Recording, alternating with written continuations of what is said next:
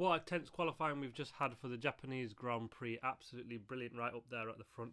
We're back at the land of the rising sun after a few years out and missing out, and it didn't fail to deliver. What an absolutely tight, fantastic circuit it is, and what a tight battle we had up at the front. Q3, we seen Latifi qualify in last place. He got a 5-grid penalty for his incident with Zhu at Singapore.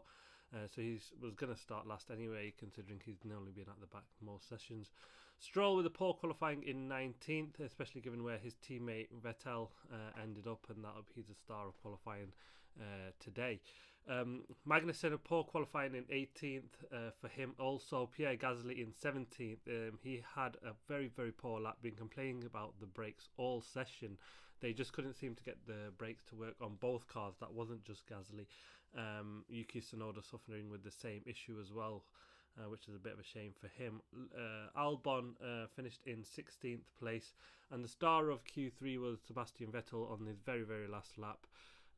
Pulled out the stops and managed to get out of Q1 in 15th place. Mick Schumacher also outqualifies his teammate into 13th. The fastest in Q1 were Verstappen, Sainz and Leclerc.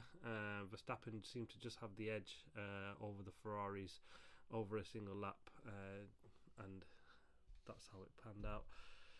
Q2, we saw Mick Schumacher getting in 15th place, Zhu 14th, Yuki Tsunoda 13th, Bottas 12th, and Danny Rick disappointingly ended his qualifying in P11. Again, Vettel, the star, absolutely smashed it, got a P10, managed to get out of Q2. Considering his teammate is 19th, what an absolute mega lap he pulled off. And also Alonso, he finished that second in session in P2. The Alpines seem to come alive and really love this track. They've been up at the front. Even in Q1, they were right in there, beating the Mercedes and the McLaren. Seem to have a quick call. Let's see if they can keep that for the race. So in Q2, the first was Perez, Alonso, and then Verstappen. So we had a bit of a mix-up there. Verstappen didn't go out for a second lap, and that probably explains why he did drop down. The track did seem to ramp up a bit as the weather cooled down, temperatures went down. And then into Q1, and we had the battle at the front, and it's Max Verstappen on pole position. As you can see with the blue lights, he beat Charles Leclerc by 1/100th of a second to pole position. It was looking really, really tight, but in both runs, it did look like Leclerc should have had pole, to be honest with you. He was about 2/10 up in the middle sector, but just seemed to lose that coming out into the last sector and just couldn't beat Max Verstappen on his final run. The final run for everyone was a bit slower. Max Verstappen didn't beat his time, and neither did Carlos Sainz. No real big movers from their first runs really, apart from Lewis Hamilton. So it was Max Verstappen on pole position for tomorrow. He's got Charles Leclerc right behind him with Carlos Sainz in third place.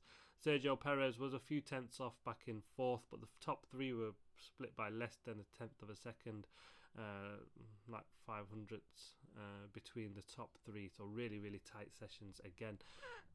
Sorry. Perez in fourth, like I said, a couple of tenths off the front runners there. Ocon in fifth. I think absolutely mega performance from him in that Alpine. Outqualifies his teammate. Lewis Hamilton in sixth place. Pulled it back together. Mercedes just didn't look like they were in it, despite a strong P2 practice 2 session, but that was in the wet, but in the dry they just didn't seem to have the pace. Alonso is in 7th, Russell 8th, Vettel again 9th. What a mega star he is. He absolutely loves this place, as he said all weekend, and 9th place start for him, which is a brilliant result for Aston Martin. Let's hope he can bring some points in tomorrow. And Norris in 10th and 11th for the McLaren. So when you put it like that, probably not too bad a job from Danny Rick. Probably just what they had in that McLaren this weekend. So there was an incident at the end of Q3 with Lando Norris and Max Verstappen just before they did their first runs in Q3.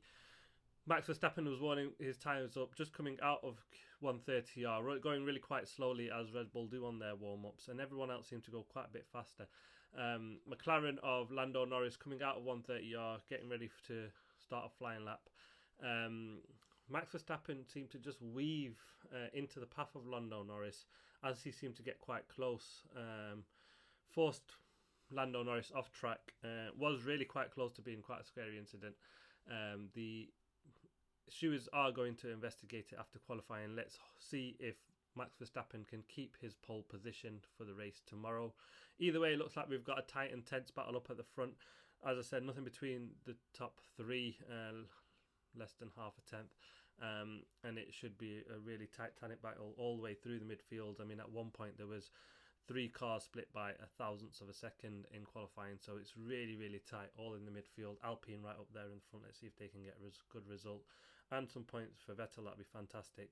I'll see you on the review tomorrow for the race. Thank you very much for watching The Most Boring and on YouTube. Please like, subscribe and comment. Thank you.